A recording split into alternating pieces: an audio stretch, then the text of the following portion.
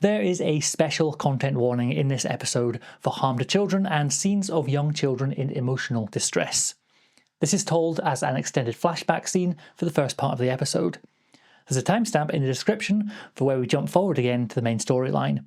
You can skip to there without missing any of the main story. Before the flashback scene, we have the regular in-character recap and the intro animation, so plenty of time to decide if you want to see the scary stuff.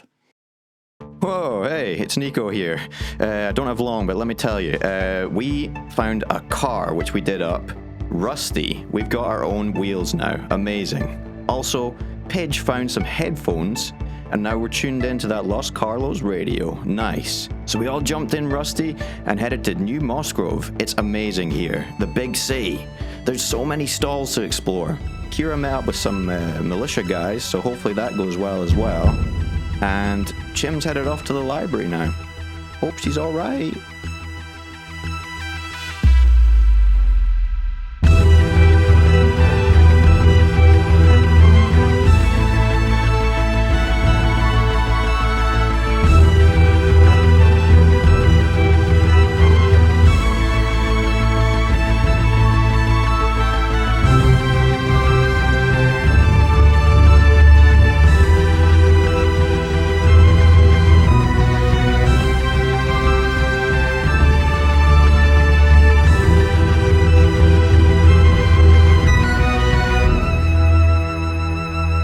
Flashback to the worst day of Keira's life.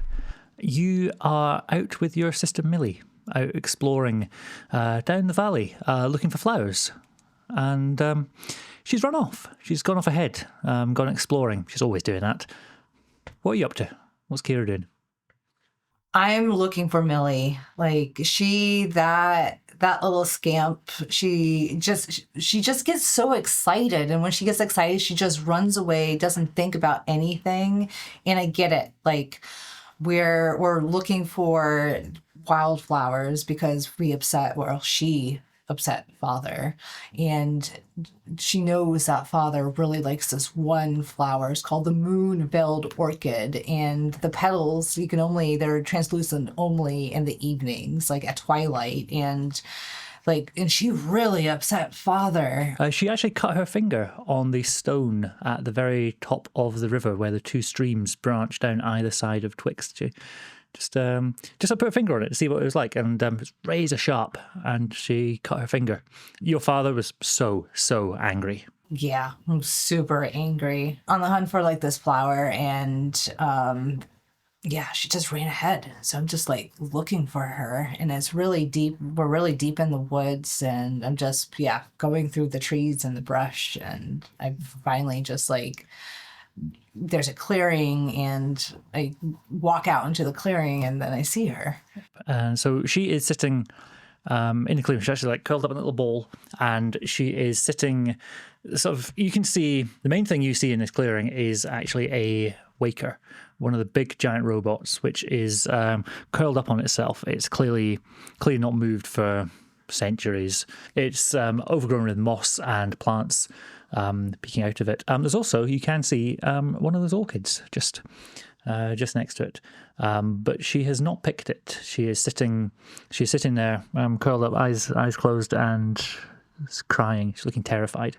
I freeze, and I'm just taking the scene, and I'm just looking at this big ancient being in front of me, and I'm like, it's not moving. So I'm sort of relieved. I'm like, but what is this? But my second concern is really Millie. She's crying. So I run over and just Millie, what's wrong? What's wrong? Are you okay? Shh, be quiet. Be quiet. I'm scared. I don't like it. I think this waker's, I think I heard it move. Oh, no, it's okay. It's just sleeping. You know how Dad sleeps sometimes? Yeah, and he snores, and it's really funny. Yeah, it's really funny. So funny. I think I heard this one snore. It made a big rumbly noise, but I don't like it. That just means that you're just in deep sleep, and you know how sometimes we poke Dad and he doesn't wake up and it's funny and we laugh. Like, it's exactly, there's nothing to be afraid of here. So, here, let me just show you. All right. So, like, he's asleep. I'm just going to kick him, okay? She jumps up and goes, no. And the beautiful slow motion shot, which will be rendered beautifully by an animatic, I reckon, just for, thank you, Eilidh. She's leaping towards you to make it stop. Boot comes kicking it, and she is just too slow to stop you. And the waker rumbles. It's really, really deep low sound, then rises as you can hear sort of servos and motors begin to spin that cycles up, and you see 6 purple lights appear sort of over sort of what was the faceplate as it turns up. There's 6 lights on it, and it spins round, slashes across, and your sister a moment later is lying on the ground still. That just happened so fast. I go up to Millie and I'm like, Millie, are you okay? Are you okay? And I'm just really trying to like rouse her. Nothing. And the machine steps up, grows larger and larger as you see that a huge amount of it has actually been buried under the ground. This thing is enormous, and the eyes, these lights focus on you, pauses for a second, and you feel through the earth, through the ground, you can feel this rumbling, this buzzing as it begins to power up something. What do? I gather up Millie and I just run. I just run away as fast as I can. We cut to 1 hour later. The 6 of you are hiding in your den in the scrapyard. Rowan, could you describe your character in this moment? Yes, so Pidge at this time is not Pidge. Pidge is pre-transition, so she looks like a very young boy, goes by Pete at this time. And Pete, up until this point, has been a bit of an outcast in the town, came into the town.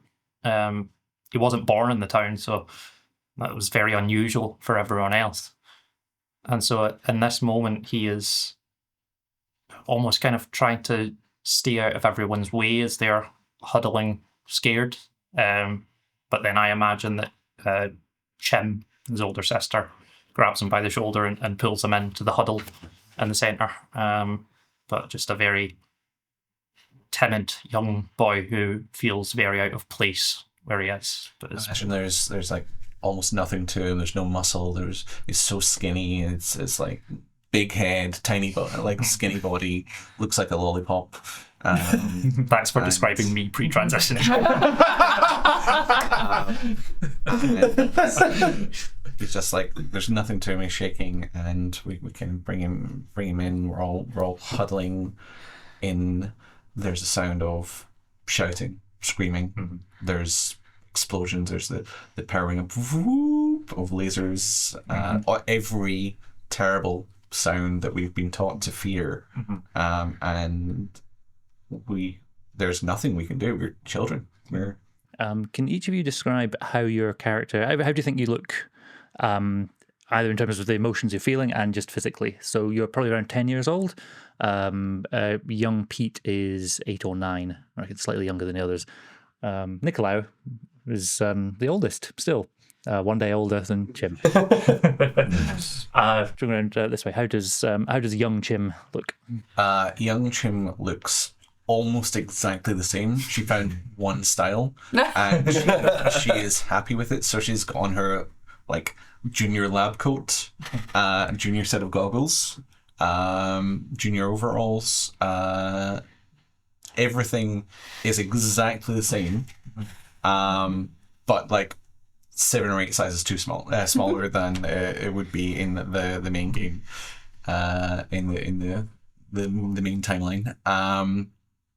She is holding on to Pete, and so Pete maybe arrived about a year or so earlier. I think we would have said. Yeah, I think maybe 3 or 4. 3 or 4. years, Okay, yeah. cool. So she's just holding on to Pete. Pete's not an unknown factor to her. Pete might be a little bit of an outsider to the town, but she's not to Chim. So she's just holding on, and she's very scared.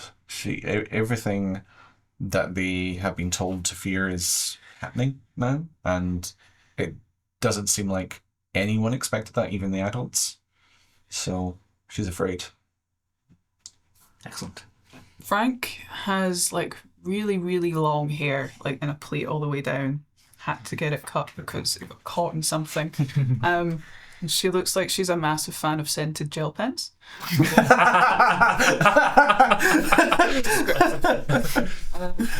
Yeah, I also think she's absolutely terrified, and she's trying not to show it, but she's holding Tracy's hand, and whoever's next to her, she's like looking for hand to hold, just like that.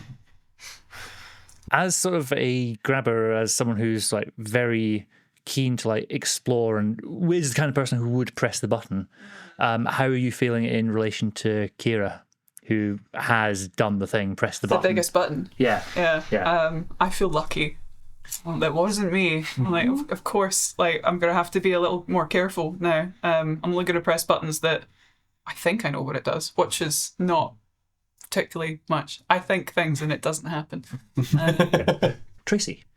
Yeah, so holding on to Frank's hand is a skinny kid, not quite as skinny as Pete. I think has maybe only just discovered this old book with all these detective stories, so he's yet to carve that personality for himself. He's maybe just got a trilby. So I think his hair is just, it's cut like very short, just like razor all over. Probably an Uncle Dean special. Nice. And yeah, he is just like filthy. Like he lives in this scrapyard and he swims through that stuff like Scrooge McDuck. And yeah, he's like caked in dirt. He's just got a pair of like really like ripped like camo trousers, a vest which it was white at one point, but is like, you know, just like an off brown, and like a pair of suspenders, and he's holding Frank's hand with both of his. Thank you.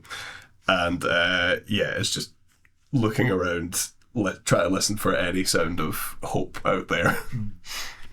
Excellent. How do you think he's sort of feeling in himself? Like, are you trying to be brave and strong, or are you just as scared as everyone else? I think he's definitely as scared as everyone else. I think after the fact, he's going to be upset with himself that he didn't make more of an effort to appear brave and strong. But at the moment, yeah, just holding Frank's hand, shaking, very visibly scared. Nikolao, as the oldest. Yeah. Well, Pre-town council days as well, because there are older kids. Maybe Chim doesn't hate you yet. Yeah. frustrated by, I think. Yeah. I reckon Chim would have done the math and thought, hang on, actually, in 4 years' time when Tora would still be in town at this point. So Tora is currently on the town council, but you've realised that in a few years it will pass to. A pre-hate, right? Yeah. I've set up like adorable Home Alone style traps for you around the junkyard. So There's nothing adorable about those traps. Like, those men should be dead. Somehow, like you trip them, but they never work. Yeah. So it's like an intense frustration. Win, for you. yeah. You set them up, Frank pushes a button that destroys them. I think Nico will be like thinking, well, or maybe not thinking that much, but going along with what is perceived as like trendy or cool to look like. What are the trends of Twixt just now? Well, I think he probably has like short hair, but it's like got some kind of product in it that's really stupid. Have you got a line shaved down the side? Yeah, I like a line in the eyebrows as well. all that stuff. The Nike logo in the back. Yeah, all that stuff. It's like Puma. it's Puma. Frosted tips. It's not frosted tips, but you know, it's like blind following of things that are perceived as cool without really thinking about it, but probably just some kind of it's still, I think it's still like kind of active and into like running around and stuff. That's probably shorts and stuff like that, but trendy. You've definitely got a wallet chain. Thank you everyone for everything that you've that's exactly right. It's perfect. Do you have like Nikes that aren't allowed to get dirty? Like, Yes, like, Sorry, guys. I'm sorry, sorry. To the just scrapyard have to- today. yeah, exactly. but I think they're a little bit muddy today, which is unusual. Yeah. Loads of wristbands. Yeah. From music festivals. But yeah, obviously looks like a fool, but he's I thought it sounded really cool. Yeah. Yes. Yeah. Now, who's this guy? it could be cool, but I don't think it's true to him. So that's not cool. Yeah. So he's not found himself. He's just a young guy, though, so Yeah. it's fine. But yeah, he's obviously terrified. He has mud on his shoes, but his It's the scariest thing for him to do. his parents are out there. Yeah, his parents be out fighting out. But they've been told to lock it down here. I think he's that's like a huge thing, but I think there's a part of him that is concerned about the whole blame game thing. I don't guess we know what happened. Do we know what happened to Millie? Yeah, or Millie, is it? I reckon you've come running as fast as you can back to town, and with the ominous. I picture the War of the Worlds style, big low whoop kind of thing. Although maybe from the musical we get that little. I'll have fun later with the audio effects. But you managed to outpace this Waker as it's sort of powering up and getting its motors and things running, and you ran back to town with Millie in my arms. Millie in your arms, yeah. And I think, do you think you would have said exactly what happened? I would have come and just said, the Waker's coming. The Waker's coming. Yeah, I mean, the Waker's coming, and Millie's hurt. Millie's hurt. Yeah, your father does an incredible job of not letting you know what's actually happened. He sort of takes one look at her, grabs her out of your arms and says, go to the scrapyard, go with the others. And looks down at Millie. You just keep on running. And I don't know if young you would have the wherewithal, the insight to see the sort of look in his face that he's trying to mask. I would be too concerned with just what's happened in my own internal battle and just thinking it's my fault.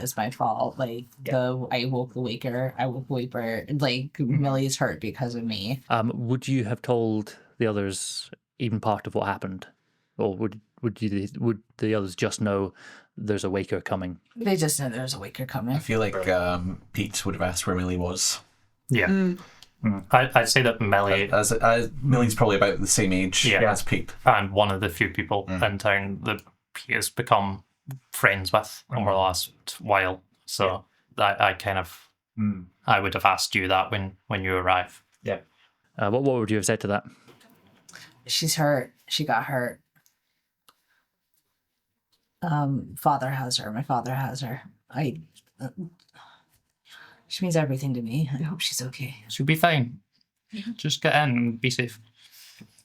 From Nikolao's perspective, that's kind of all you know of the incident. You know Wakers are coming. You know Millie's hurt.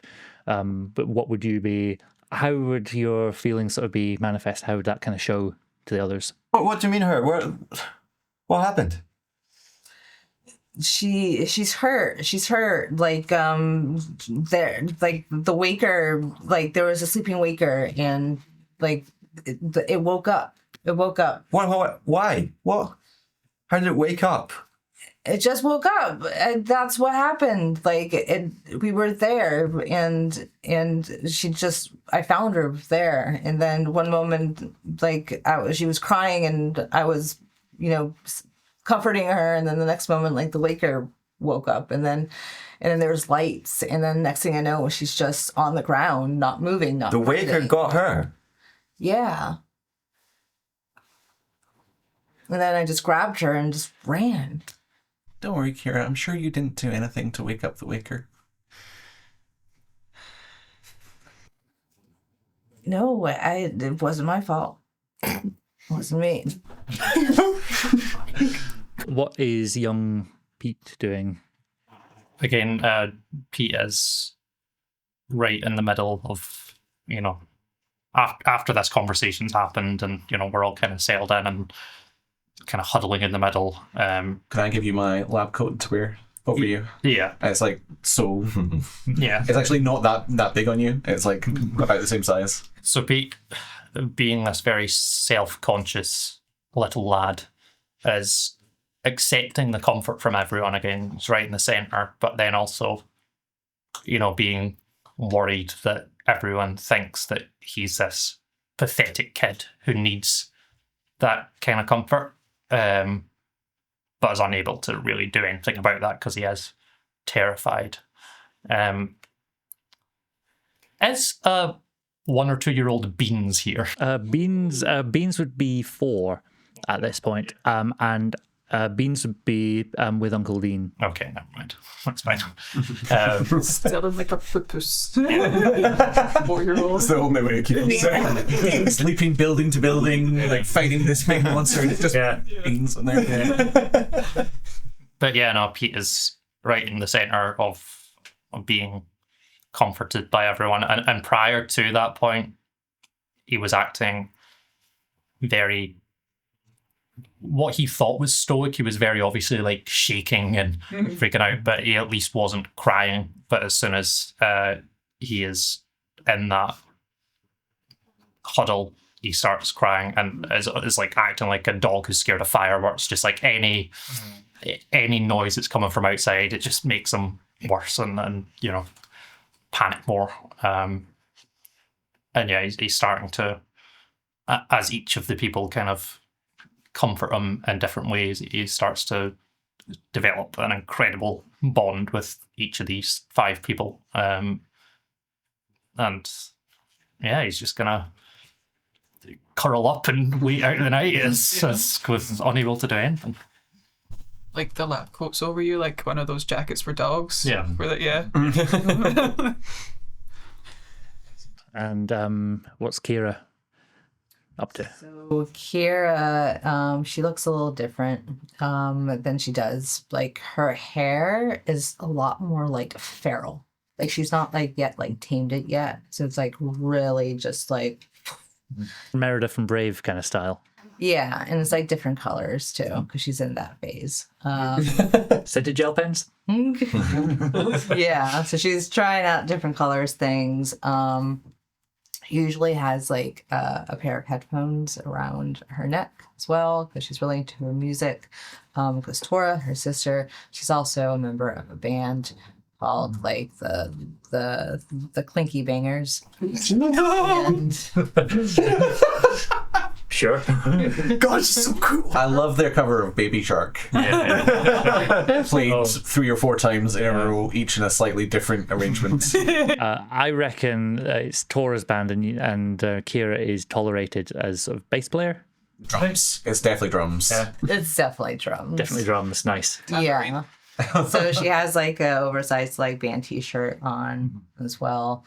And yeah, and just has and it's not like mascara, but it's because like there's no mascara in the world, but there's like, coal and soot. So Face paint. Yeah. sort of like face paint. The band T-shirt is the Wombles, but as a rock band. They have Wombles, but like with Kiss Me. That's because that's again the only thing the Toma can really print is Womble stuff.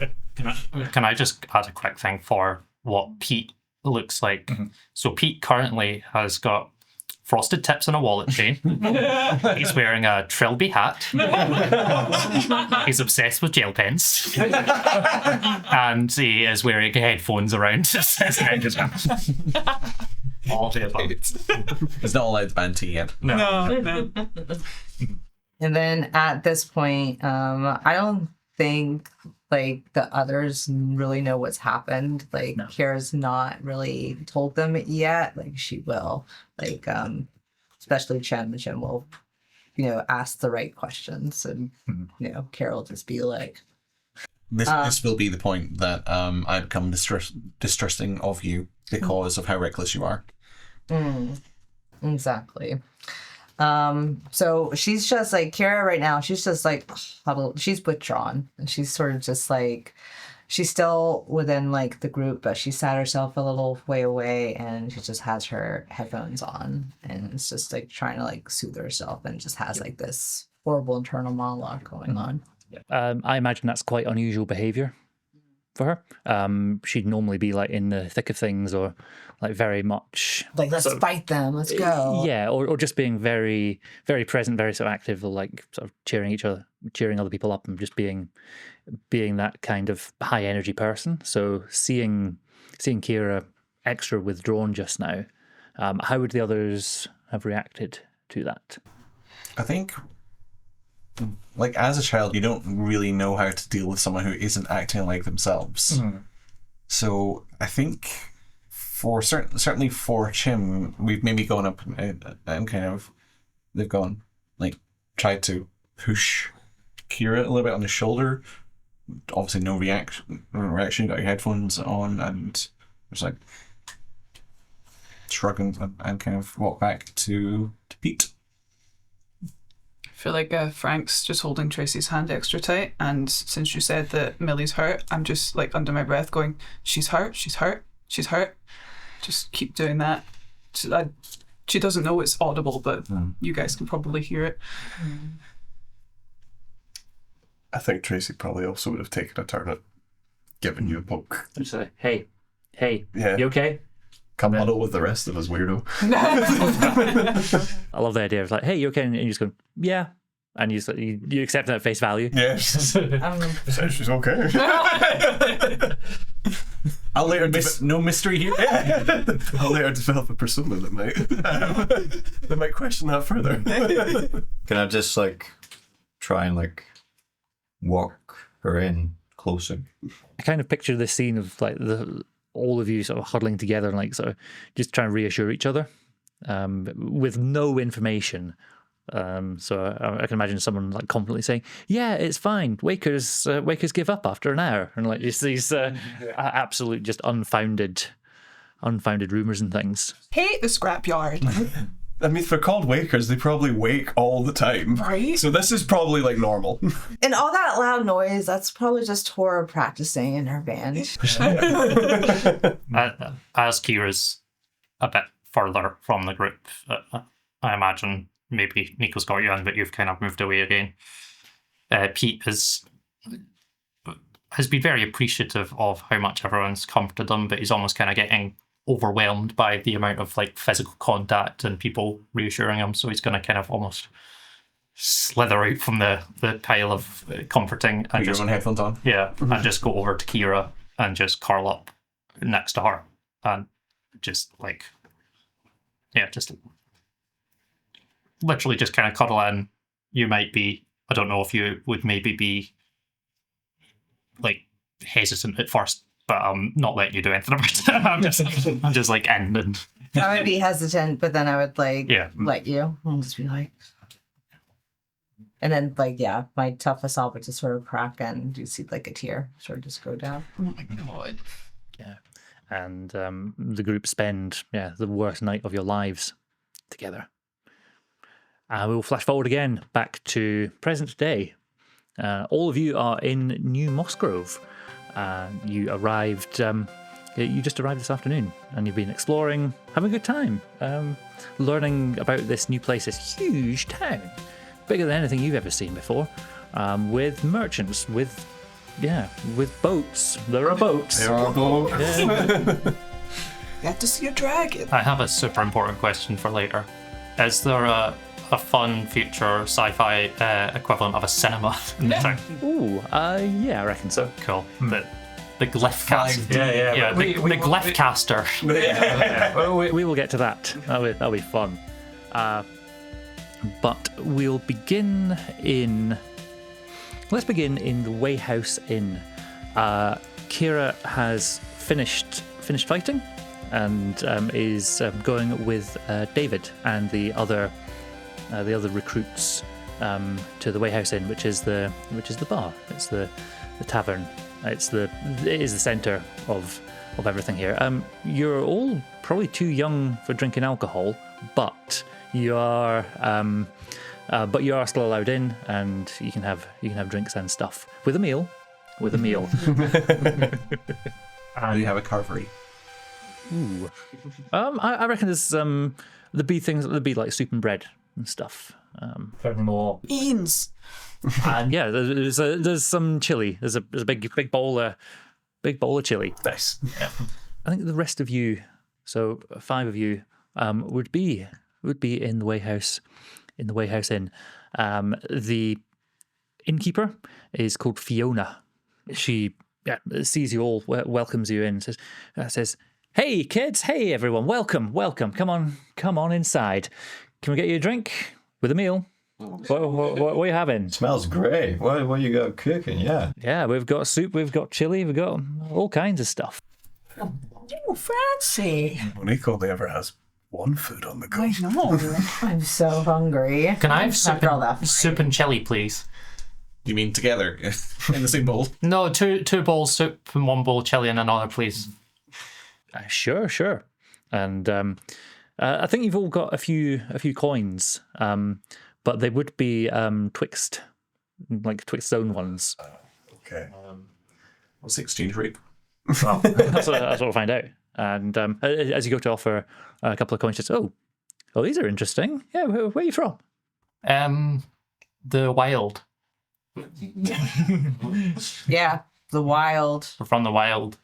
Wherever the wind takes us. The Wild Expanses. The wildest wild expanses. She's looking at you like less and less convinced. Like, the wild expanses, right, sure. Okay. Worst nightmare. Oh, no, we're not. We're from their coolest dream. We're from your coolest dream. We're not from around here, but From we're Twixt. Cut to the library, where the doors are locked and Renki and Shala, and I was there and then I left. I wasn't sure. Cannon left. The door clicked and you're like, it's fine. Doors probably close all the time here. Renki says to you, I'm sorry about that. That was needlessly dramatic. Shala, please, can you make some tea for our friend here? I need you to know a few things, which I'm guessing you don't. Well, might be guessing wrong. I don't know what you think I want to know or need to know. You said you're from Twixt. Yeah. Interesting. That town is not a place that those who know about it speak about. Those who know about Twixt don't speak about Twixt. Yes. It's kept secret. Why? You know about Wakers. You know about the big evil robots. Yes, we know about makers. They a lot around Twixt. Yeah. Not all of the robots are controlled by the builder. Well, we did kind of figure that out. Well, I figured it out. I mean, other people were there when I figured it out. So I said we figured it out. And I'm going to bring out what we identified as control disk, my bag of many things. He sort of feels like goes, oh, interesting. A control plate from the feel of that. Yeah, that's what I identified it as. It seemed to be transmitting a signal to the machines that was causing. Well, it was giving them an override directive to. I don't know if the point was to attack Twixt, but it was to get into Twixt. And that is interesting. That's different to most of them. Most of them are just running on old orders, running on their old commands from 200 years ago. These would be actively controlled. That's what I identified, yeah. I can't remember if we figured out it was some sort of radio control or... I can't remember. Yeah, pretty much, yeah. Okay. So we don't know... We weren't able to locate the source of the... But we figured it must be some sort of transmission that... Again, I say we. It was really me with some help from my friends. Yeah, well, that's problematic. Not everyone in New Musgrove is aligned in our views on how to deal with Wakers. Most of us think that we should just destroy them. These are too powerful. Just get rid of them completely. Others, they try to control them.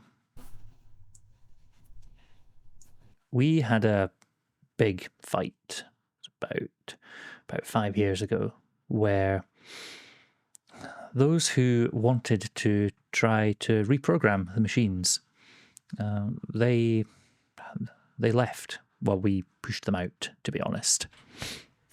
And they left town. They hid away somewhere. But they were developing what looks like some of this tech. I've seen a very early prototype before, but and again, sort of feels the sort of connections and stuff. This feels like they've managed to. They can actually control the central cortex directly. Are these did these people you forced to leave? Did they go towards Los Carlos? We think so. The Charles. Big chop. We suspect that they've allied themselves with the Thralls. Would I know what Thralls are? You'd know the name. Okay. You'd know that the Thralls are people who say that these are people who say that they serve the Builder, and they're often noticeable by their sort of ashen grey skin, where they've sort of rubbed metal into it, and they believe in machine supremacy, basically. Agents of Mega Crusher. I really just thought of Pidge saying Agents of Mecha Crusher. So the people in Los Carlos, are they Thralls? The people who live there, yes, and our splinter faction, they've gone there, joined them. So the splinter faction, where are they Weavers? That's an interesting word. You know Weavers as well. Whip, whip. You know the Weavers as well. Great. There are these factions. These are the founding splits, the schisms within the Weavers. Back in Twixt, it was Fox who led the Destroy Them All camp. Yeah. Yeah, how is she? She's dead. Sorry. Sad to hear that. Oh, I'm sorry. Should I have? No, it's fine. It's okay. She was killed by one of the several of the machines that had the control discs. I don't know which machine it was that killed her. I think most of them contributed. The old monster was was the best of us. Seems unlikely. Yeah, how so? Well, she always seemed to take herself apart from everyone else, as long as I knew her. She stayed around Twixt, and she just didn't really contribute to anything in the society. She built that place. She is the original protector of that town. Long before others arrived, long before the new second wave of people came, she was there. She was protecting. There's a difference between building and maintaining and protecting and helping to grow. I mean, I know Paige really liked her, but she always seemed like she took the easy way out and separated herself from the society. Can you please roll a quickness fight roll for me, please? The best From my best from me, Rabbit. Chucked over the table. Keep her name out of your mouth. quickness fight. So I have to get. What am I aiming for? 1 success. 1 success. Yes, Okay. please. I get no successes. Cool. Faster than you think probable. Renki just slaps you across the cheek. Doing any damage? No. Okay. No! Not like you either. Look, I might be saying something you don't want to hear, but you know, you may have known her before, but I've known her my entire life. She kept herself separate from us. That's all I'm saying. She did more for that town than you'll ever know. And you can see his sort of a wistful look across Renki's face there. Explain to me then. You said she built the town. You said she protected the town. Tell me what she did for us. Twixt is built on a special spot. You know, it's between the two rivers. It's between the two streams there. Did she make the white stone? Yeah. Why? I've never been able to figure out why that stone was built. Partly superstition. It was designed as a way to encourage people to settle there. The second wave, young Victorino, the Abdul, some of the others. I don't know if you react to the name Victorino or not. No, I don't think so. Okay. Yeah, it was designed as a way of attracting them. You know how monsters can't cross running water? Well, by having a town completely like between running water means, or twixt, if you will, people felt safer settling there. Do you think monsters can't cross running water? Oh no. I know You stated that as like a fact. it's a common superstition. It's not one I share. I'm a man of science. Me too. But we needed people to settle there. We needed people to live there. Setting up the security grid over the top. That's just helped even more for people to feel confident, feel that they could live there, bring up families. You know. You said we. What was your involvement in it? I was the one who chose the site. And you see this trail off, go a bit quiet. They're trying to decide whether to say any more. If you're the one who chose all this and helped build up, and you're so involved with Fox that you're going to slap me every time I tell you something that I perceive to be true, why is Twix so isolated? Twixt is built on top of a waker. It's one that was found soon after the war and kept isolated from the intermittent signals from the builder after the war ended. We hoped that people might be able to control it, but we never figured out how. Is the grid not just designed to keep people out, but it's designed to keep that in? The grid helps keeps any signals out in case it becomes reactivated. I understand the need to try and keep this from reactivating. If Twix is built on it, it's a large machine. Why would you build a settlement on it? Why would you endanger people? You could have easily built a garrison or a survey site or a lab. Or why did you put us in danger? We cut back across town. Soup and chili? Hedge goes up to the lady serving at the bar, and she goes, "Hi, can you do me a favour?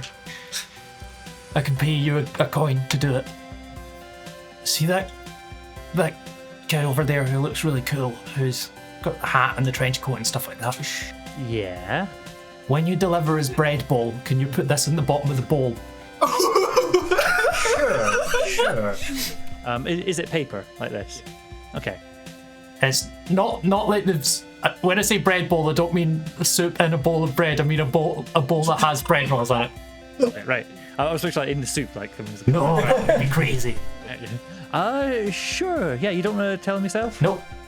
Okay. And get some bread. Gets a nice plate full of bread, and underneath is a note.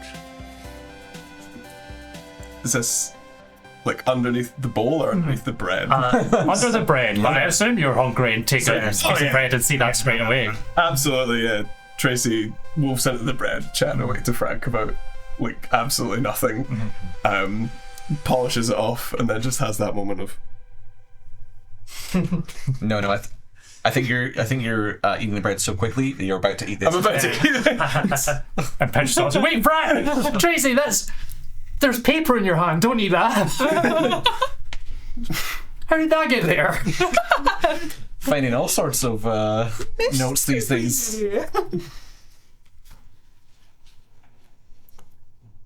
This is so exciting.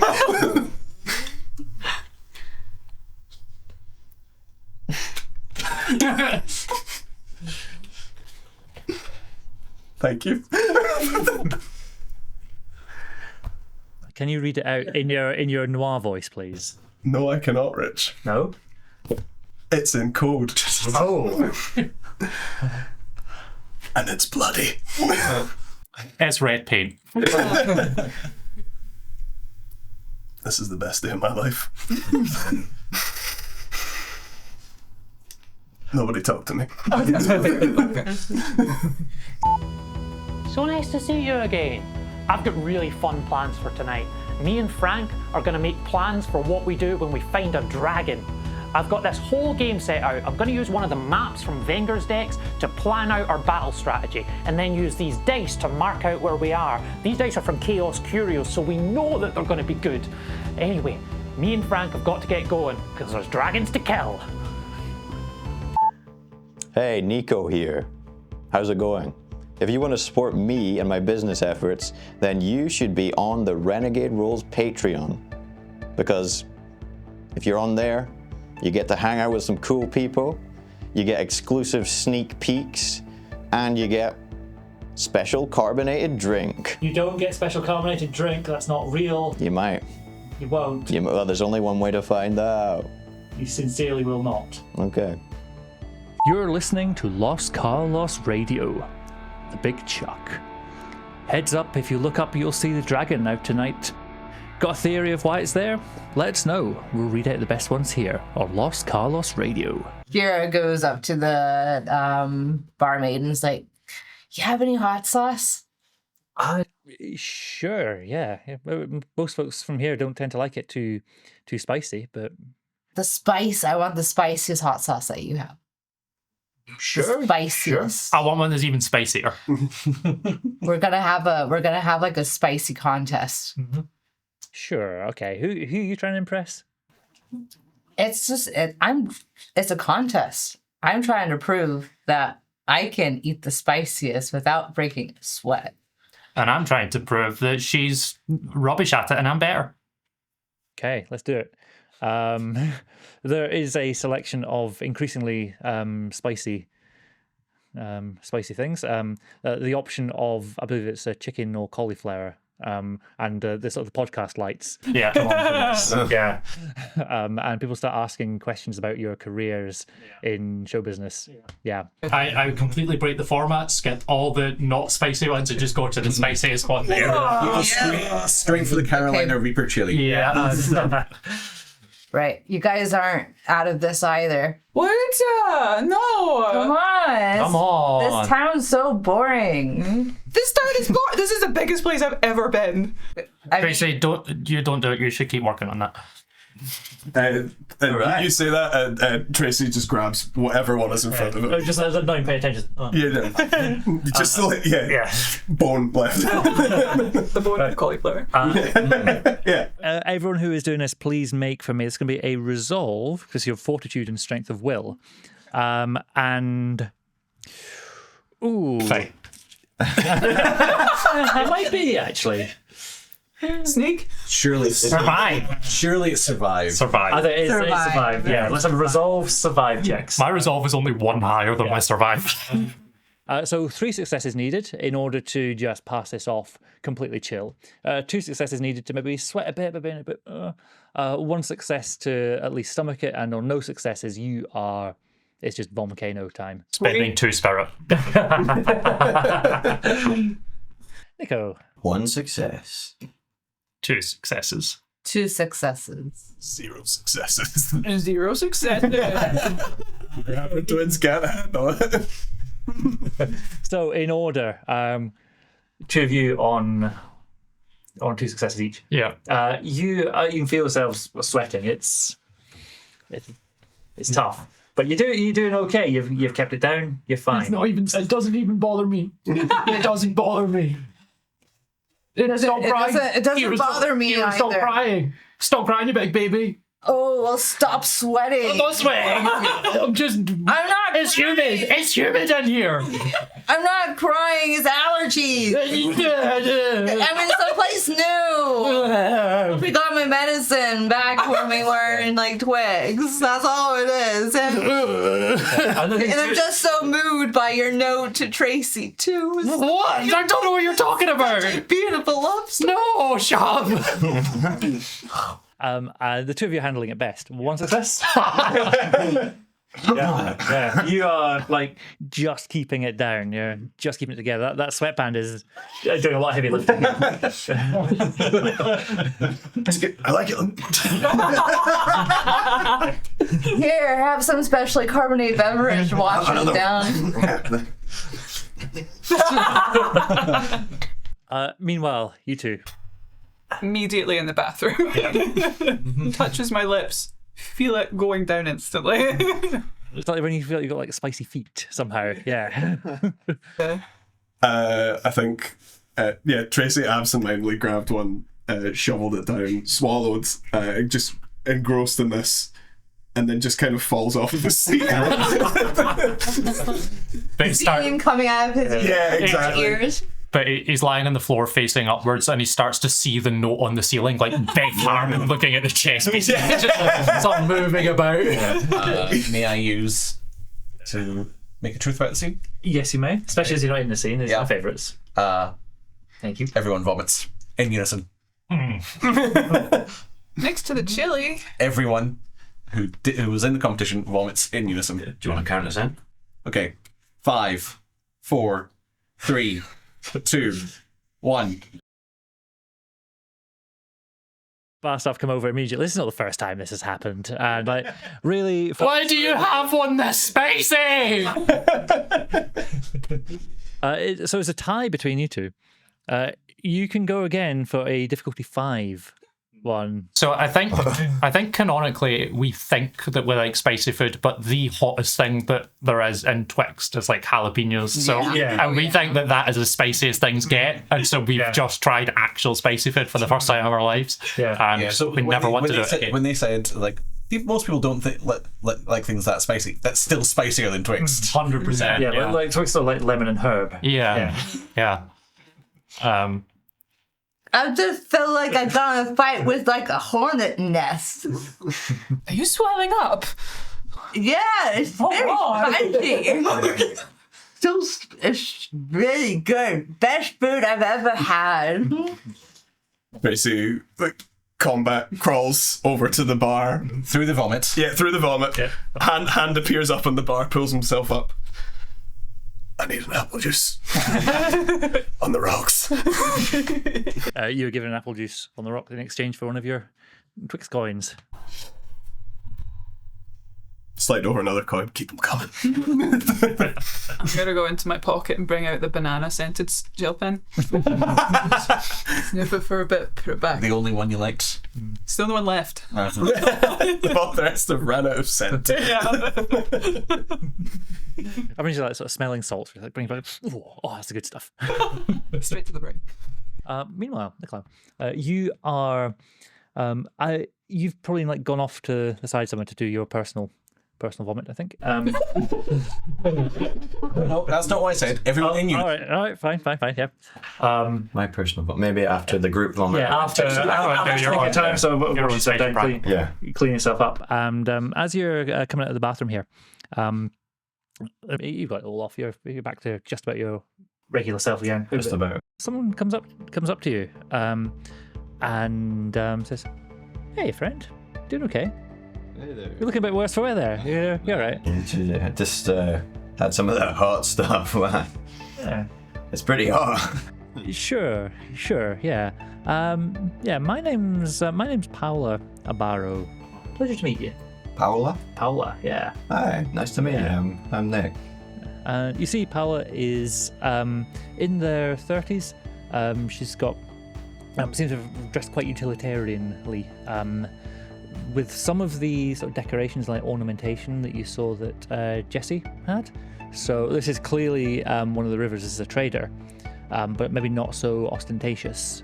You're a trader, huh? Yeah. Nice. I'm looking to get in the game myself, actually. Yeah. Oh, cool. What do you sell? What do you buy? Well, so far I've been doing this drinks thing, but I don't know. I'm still doing my market research. I'm actually going to drop a bunch of these flyers off at the bar, see if they'll put them in the bottom of bread bowls. Yeah.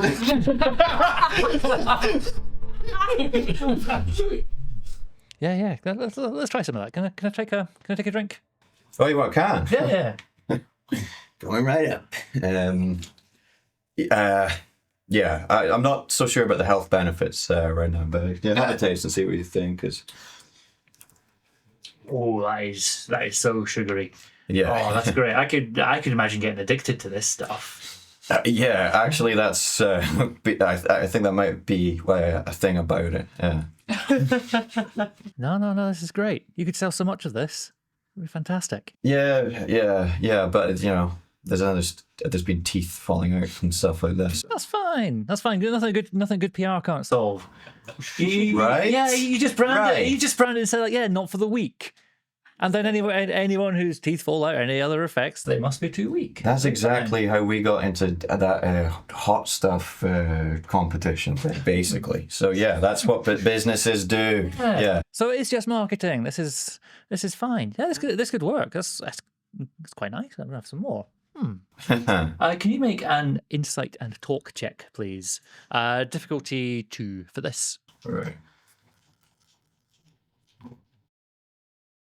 4 successes. Ooh, okay. You learn. Thank you. Overkill. Yeah. Add some momentum. You learn quite a few things. This person is clearly a trader. They are maybe a bit younger, a bit less experienced than Jesse, but seem to be doing all right. They also, with 4 successes, you can tell that they are not by the book. They are someone someone who would be a lack of scruples, shall we say, in their merchanting. You'd also see one of the rings actually has I'll actually draw the shape for you. It's a double triangle. Looks like this. Looks like that. 2 triangles in different colors, and one of the rings like got a little sort of signet ring. Looks like that. You don't recognize that. You've not seen that shape before. Cool ring. Yeah, you think so? Yeah, not seen that before. What's that? Double triangles. That's and you see a little bit like a bit hesitant about saying. Maybe if we, I'll tell you what, I'll buy you a drink. I'll tell you all about it. Okay. You already got your carbonated beverage, but Yeah, I'll you buy me a drink. Yeah. Oh, yeah. Sure, cool. And you find a table, chatting away happily. They ask you a few like general things. Oh, so what's your name? Where are you from? How's business been so far? Yeah, well, I'm Nick. I'm from Twixt, actually. Cool. Business has been good. It's been successful. I've got the spirit. I don't, there's small town. There's not much sort of in the way of guidance, maybe, or trader role models. They don't come around very often. Yeah. But I think I'm a go-getter, and I've done all good with what was available to me. Yeah. Twixt. That's an interesting name. I don't know where that is. Can you show me actually? If you got a, I've got a map here. Whereabouts is it? I don't actually have a map on me. Well, she's got one. You've got a map on you. Yeah. Sorry, I've seen that now. Okay. See these 2 rivers? Mm-hmm. Yeah. There. We cut back across town. No. It looked to me like he pointed in the wrong direction. Yeah, he pointed at 2 other rivers that were far away. You did not, or did you? No. That's a masterstroke if you did. We cut across town. The reason that it's not just a fort or a base or something is we needed it to feel, if it was ever discovered, we needed it to feel natural, and that it wouldn't provoke too many prying eyes, and from the sounds of it, we've been pretty successful over the years. You've used Twixt as a duck blind. So what? Sorry. Read your history. Ducks were ancient animals, really big, sort of flew across the skies of old Earth. Like pterodactyls? Yes, much like they were actually descended from pterodactyls. So they had giant bills, and their quacks could deafen. They would use their quacks to deafen their prey. Anyway, we're getting off hand. In order to hide from the ducks, the terrifying ducks, ancient humans would build duck blinds. Okay. Where they would hide in safety, but they would be disguised from the ducks who could pick out motion at 5 or 6 miles. Like Tyrannosauruses, vision based on I movement. don't know why you keep bringing these up. We're talking Well, about ducks. we know dinosaurs. Yes. Why do you know dinosaurs but not ducks? They're even further in the past. So you built something that would disguise something very dangerous and filled it with people. Mm-hmm. Yeah. I have difficulty expressing my emotions sometimes. I don't know if it was a learned response or something that's inherent in me, but that is the dumbest thing I've ever heard. No, what's that? No, that's the one. We're allowed one. That is the dumbest thing I've ever. Well, that's the second one. That was a clean take. You're ruining things. How dare you? How dare you? You have populated an entire town deliberately to keep a monster underneath. What do you think I was going to say? Thank you so much for risking our lives. For the greater good, for everyone, for all of humanity. That could be the way of ridding this world from the builder, from the machines. After all, if we can learn to control this one, we can learn to control all of them and keep them and stop people dying. I don't care. You have put my family, my friends, in danger.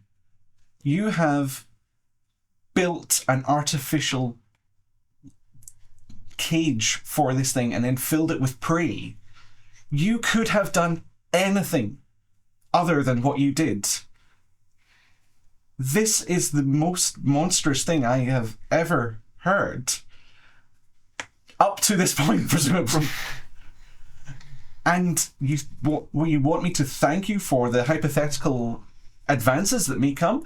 You could have done anything. But you chose a way that put people at risk. You see some contrition on Renki's face. This all seems to be news, by the way, to Shala, who's maybe not been in the loop on all of this. Renki sort of looks downcast and says, "These are the exact conversations we had years and years ago. We went through this. There was some soul searching, many, many sleepless nights. But one village for the world. What's your price? How much would you sacrifice in order to make things right, make things peaceful again? Is it one person? Is it a family? Is it a village? Is it a town? Is it a city? How much would you pay for peace? Because that cost can never be zero." It was a choice that people didn't know they were making. And I noticed that you didn't make that choice. You stayed here in the relative safety of a city. So you let other people take that risk for you. So don't sit on your high horse and telling me that these were all the rational discussions which were made and try and convince me that what you did was right. Because it doesn't even sound like you're convincing yourself. You see them deflate. Says, "You're right. It's unforgivable, and it's my shame.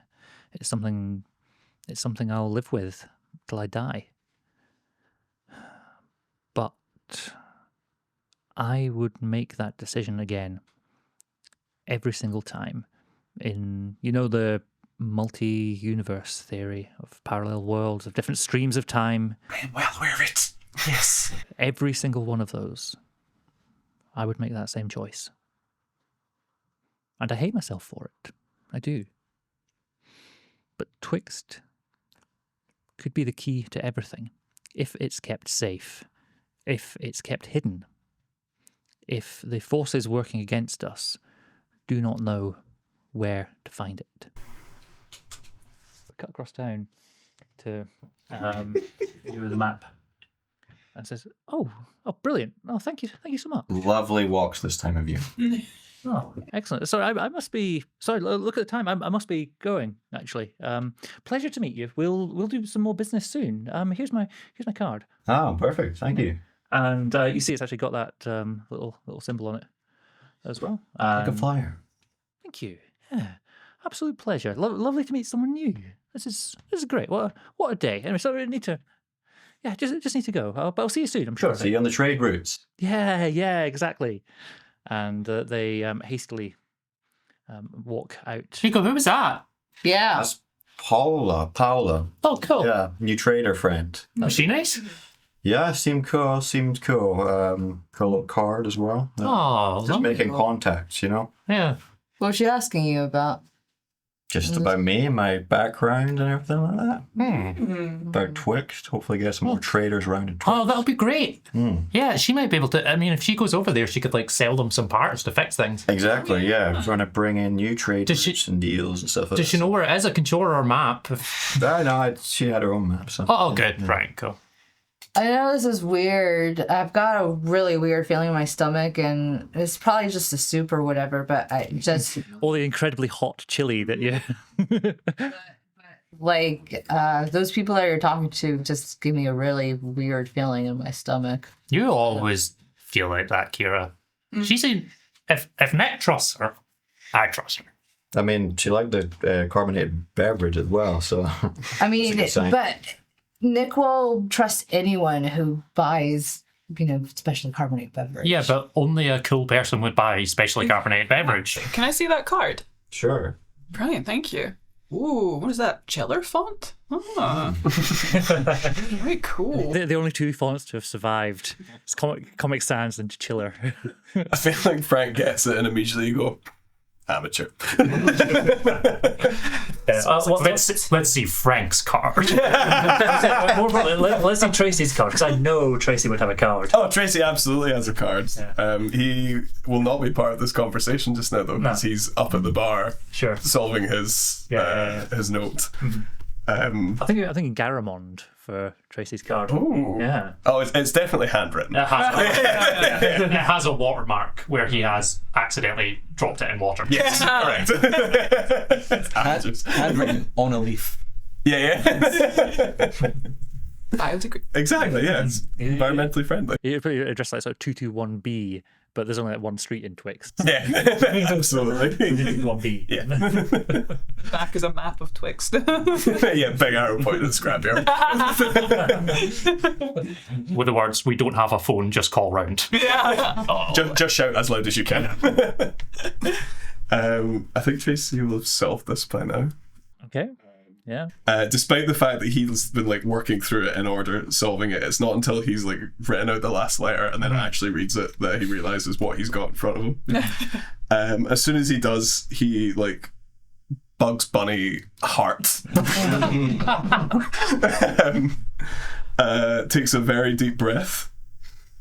Folds the letter back over. I'm gonna ask what was the barkeep's name again? Barkeep is called Fiona. Fiona. Have you got a lemon? A lemon, yeah, sure. And sliced or an actual lemon? Whatever works. Passes you a lemon. Yeah, he's clearly very flustered. So he's gonna first of all get his little thing of toothpicks out. He's gonna rip out a sheet from his notepad. I'm going to spend a supply point to go into my tatty sack Sure. and pull out a UV torch. Nice. And I'm then going to write a note back using the lemon juice. Excellent. Which I will do just now. Fantastic. Do you want to read out for the class what the first note said? Oh yeah, of course. Hi Tracy, I like you. Do you like me? And then there's options, there's boxes to tick yes or no. Do you want to go on a date with me? Again, yes or no. Also, I think your trench coat is really cool. I hope you think I'm cool. Lots of love. Pitch. This is the best day of Tracy's life. Feel like you've maybe like double bluffed me and there's another way to solve this where it's just something completely different. Incredible. That would be amazing. I feel like Frank is still in the toilet, but she's just like playing with the Rubik's Cube. She's done. She's just playing. Nice, yeah. I wonder where Chim is. Yeah, it's been a while, hasn't it? Yeah, where is her sister? Yeah. So she was earlier on.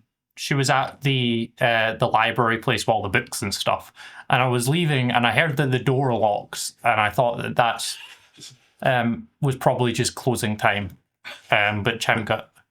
Jim is still inside. Wait, Yeah, but she's done that back in like she always gets locked in places when she's reading, and she gets She like loves a locker. yeah. that's in Twixt. We flash back to the library lock-ins in Twixt. Yeah. Someone's going, is Chim in here? You're under the table. Yeah. So yeah, Big stack of books in front of me. we flashback. Regardless, we should probably, go find her. I mean, if you think so, Yeah, like, let's do a check-in. Yeah. okay, Rap on the door. yeah, I mean, we've I'm full. it's probably fine. So a few of you leaving the bar. Tracy's in full production mode. Yeah. Excellent. Yeah, this kind of works out well for him for what he has planned. So, yeah. Brilliant. Walking through the streets of New Musgrove, you can see, and I'm pretty sure I mentioned this last time, because if I didn't, that's bad of me, because I should have done. So you're walking through the streets of New Musgrove, and it's kind of like built up and around the shelter of a massive waker, which has been it's been there for ever since the war. 200 years worth of sitting there rusting, and sort of it's long enough that sort of birds have settled, sort of made nests in some of the nooks and crannies and things, and there's actual proper soil on top now. We've got full on trees and bushes up the side, loads of moss, vines and things going down from it, and it's odd walking around with this huge thing just looming. But it's fine. It's never moved. Do a little bit of scene painting, actually. Tell me what else is cool and surprising for your characters within the town. I think for Pidge, it's just the ambient noise everywhere. Like Twixt was always a very quiet town, and then paired with the net up above us, it was like a very, very isolated place. So it's just going through and seeing that there are, like, feeling like the town is part of a bigger world. Mm-hmm. Like seeing that there are people that look and act differently from each other, and mm-hmm. Are all. Whereas Twixt, it's like everyone's an individual, and she's never thought about it before that, in Twixt, pretty much everyone is the same in some ways. Like the sort of monoculture of... Whereas walking through here, she's just like, everyone is completely different from what she's used to. So a quick dose of multiculturalism. Yeah, I think like walking through as well, like there's actually paving stones and like benches and stuff rather than like a dirt track. It's like, whoa, that's pretty cool.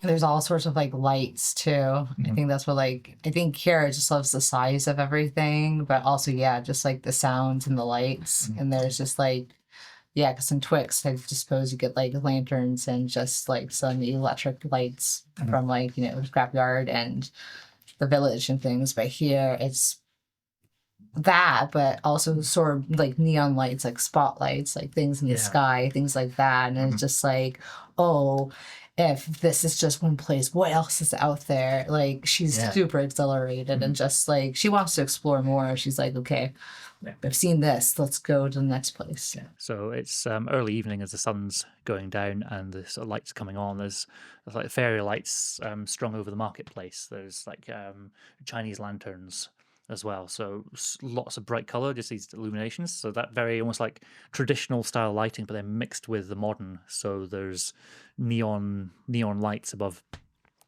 some of the traders' stalls. Energy isn't a problem here. There's solar, there's wind.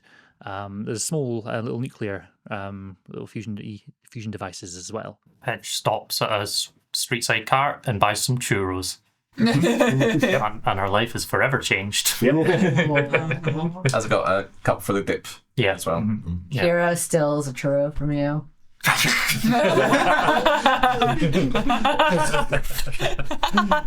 Chewing with no teeth. Keira's used to this. And just like... Hit me. Shots of sauce. There's a melted chocolate in the... I had Biscoff churros once. So that was astonishing. She's got... she went up to them and they asked her what sauce she wanted, and she said, one of each. What's Nikolao seeing walking around? Yeah, I mean, I think similarly the buzz of the big city, obviously, for everyone, but like, he's going to be looking and taking notes about all these trader stalls and stuff like that, shop front design, How are they interacting with the people there? Also, just like, what are they wearing? Is there a trend that I can sort of mindlessly adopt?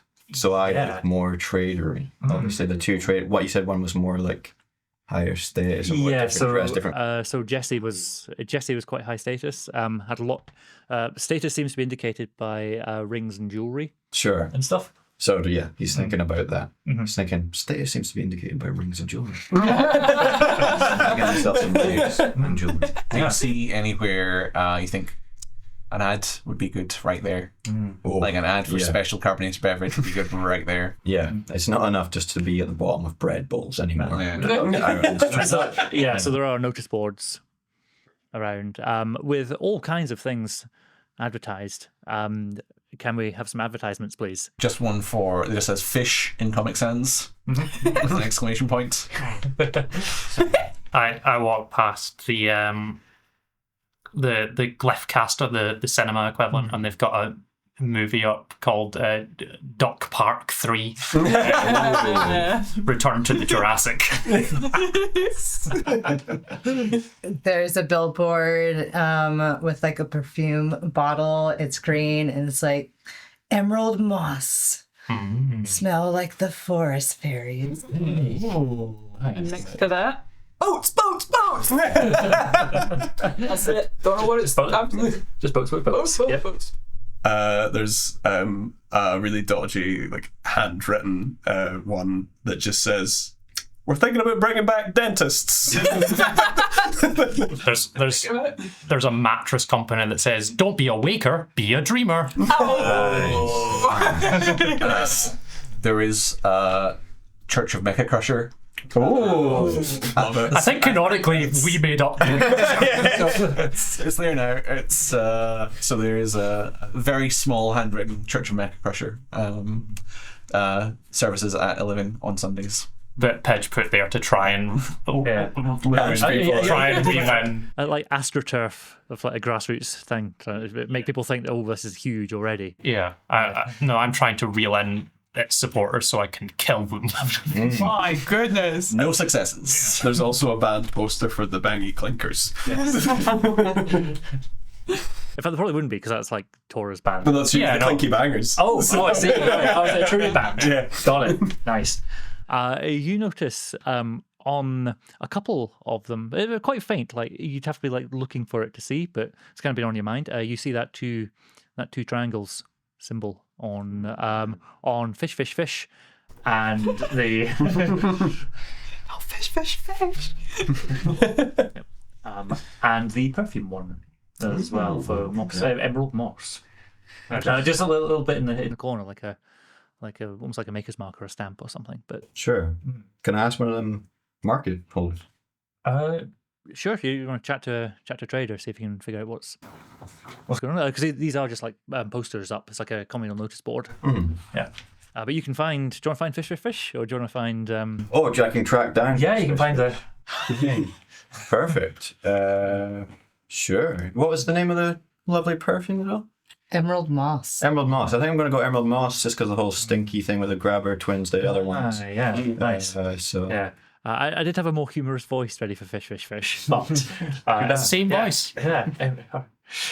You're welcome to Emerald Moss. Hello there. How's it going? I be good. I'm a trader by trade. Former former sailor on the actually the one sea. Sure. Yeah. Yar. You're trading on the seas. But I'm in the perfume trade now. Can I interest you in some of my supply? Totally. Is there any sort of samples I can get my nose? Yeah, put it up your nose. They weren't kidding about the forest fairies. Nice. Designed to bewitch and beguile. Nice. Okay, right. How much we talking for these the small model? What you got? I got a bunch of these Twix coins.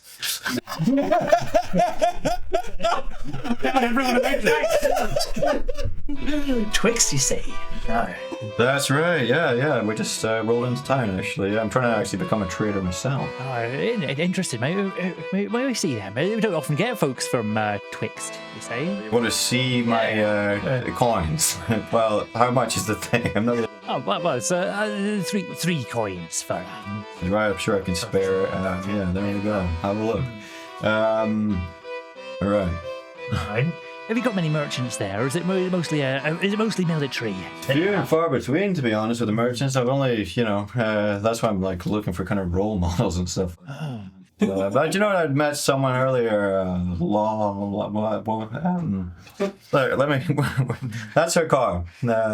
I actually seen the symbol on your poster. So you guys are some kind of guild or something. I don't know what it is. What's the symbol mean? Aye, you could say that. It'd be a guild. Right, it's a guild. Okay, cool. Aye. Is it something to help out young traders or what? Sure. Aye, we have we have an apprentice scheme. You might be able to join if you can prove your worth. to you.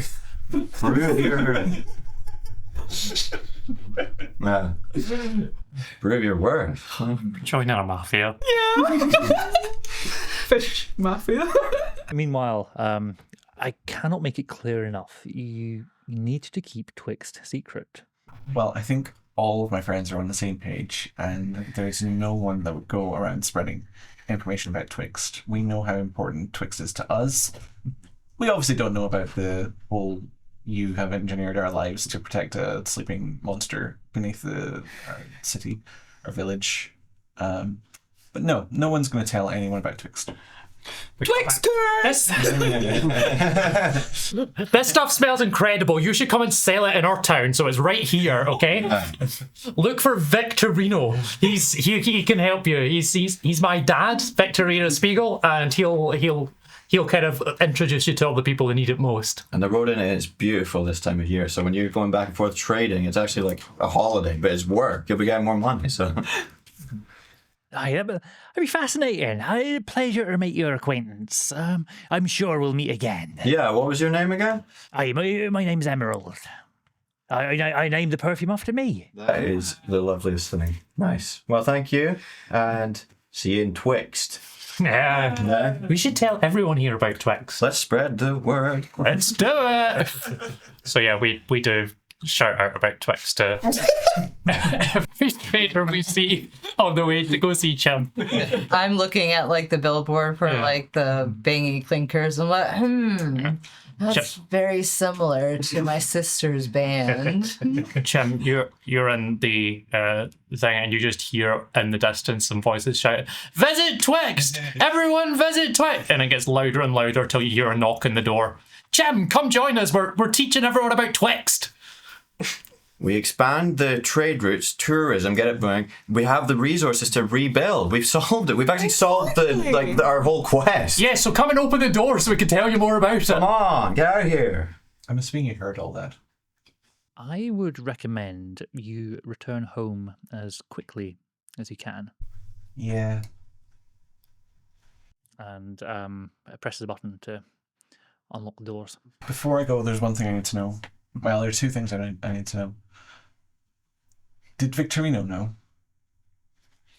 No, he was part of the second wave that came. Is this an archivist's plan? No, this is the Weavers. So you're one of the Weavers. Mm-hmm. Okay. Is there anything we can do to help protect Twixt? Twixt relied on seclusion, isolation. From the sounds of it, that is no longer the case. The machine underneath is something that the faction that left, that we suspect has joined with the Thralls, they would like nothing more than to get their hands on this. And if they do, I worry for all of us.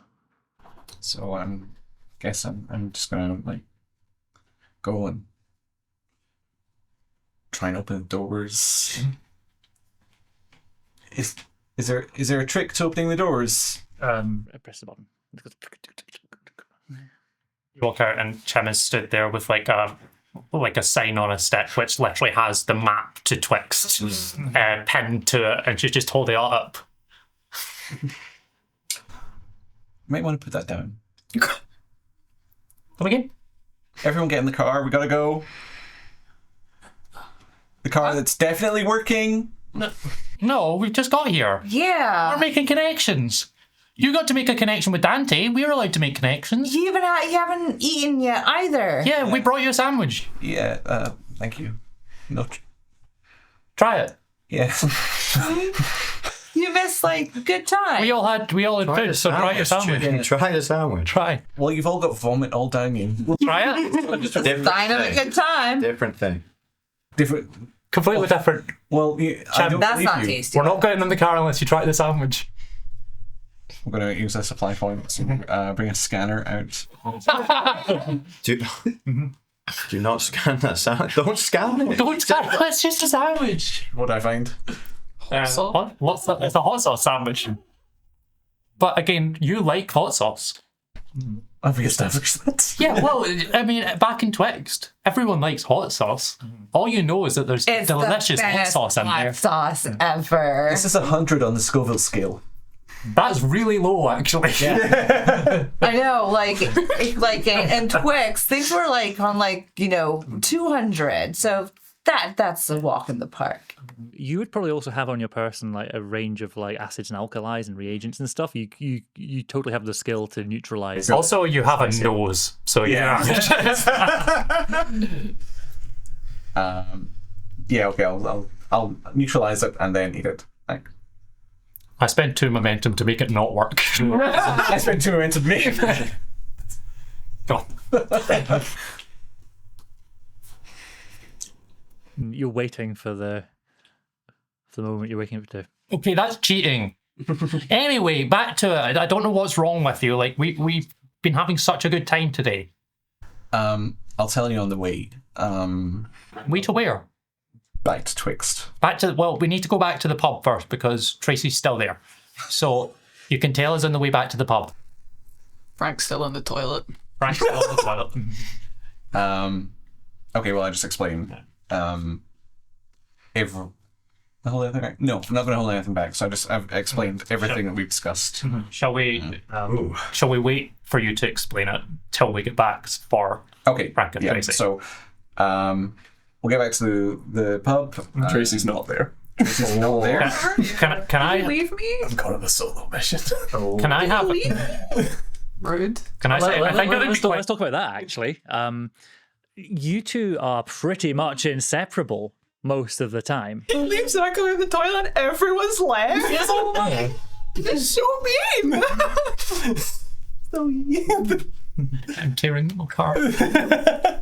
As the two of you, I mean, you've been grabber siblings forever. This is just, you've been joined at the hip. You do stuff. You're better together. You do all kinds of stuff really well. You support each other. You help out. But recently, this has been, you've noticed that, well, you're both sort of developing as people, developing your interests and stuff. And the tightness of the bond between you is maybe not as good as it once was. No. You don't understand each other in the way you used to. Damn. I'm gonna come out the bathroom, see that everyone's left. Have a moment of, I'm in the big city.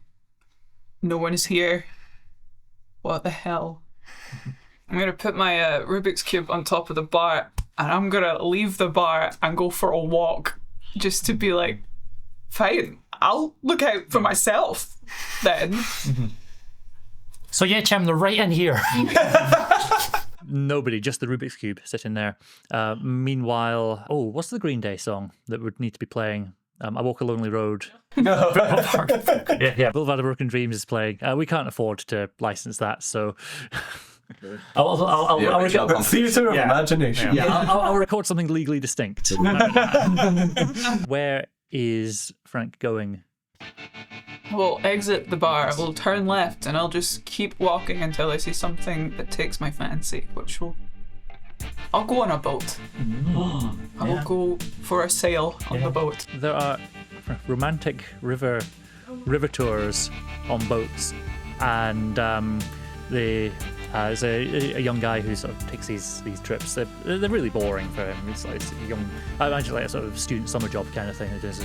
He goes, all right, you waiting for someone? Can I just want to go for a sail, you know? Sure. Just coin, please. Okay. Yeah, you doing okay, kid? You all right? It's been a hard day. Yeah, sure. Hey, jump on in. Okay, thanks. You just sit. So, are your friends jerks too? Hey. My friends are cool. We sometimes don't get on, but we're friends, you know? You get through stuff. Yeah, I thought you get through stuff, but then, you know, you have a spicy drink and then you just go sit in the toilet for a while and they'd leave you, so... That's not been my experience. No? No. Not everyone has my experiences? You just get a funny look at the start, constantly on the boat and stuff. This is my first time on a boat. Yeah, sails out a little bit into the bay, which means that you get a fantastic view for what happens next. Firstly, there are little ripples on the surface of the water. Just a little bit. It's like, oh, that's cool. Is it raining? That's not raining. A little fish? Nope. Just little shimmers like that. You then hear this low rumbling. Thank you. Rowan, you can do this. Nah. Is that normal for a boat? No. Hey, what's happening? On the massive waker, covered in moss, trees, bushes, and stuff, you see 20 little purple lights coming on.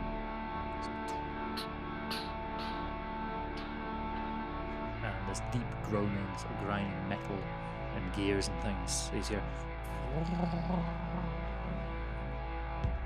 as it begins to rise up and stand. This is the worst place I could be for this. It's possibly the safest. Safest? I can't swim!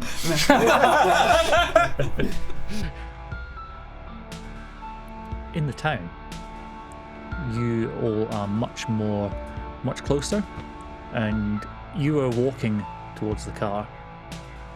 The 4 of you who are walking towards the car. I think we'd be out looking for these two. We'd be out kind of scouting out. Yeah. As you much closer, and you see things looming up and over these purple lights. As you can feel it's beginning to rise up, beginning to stand.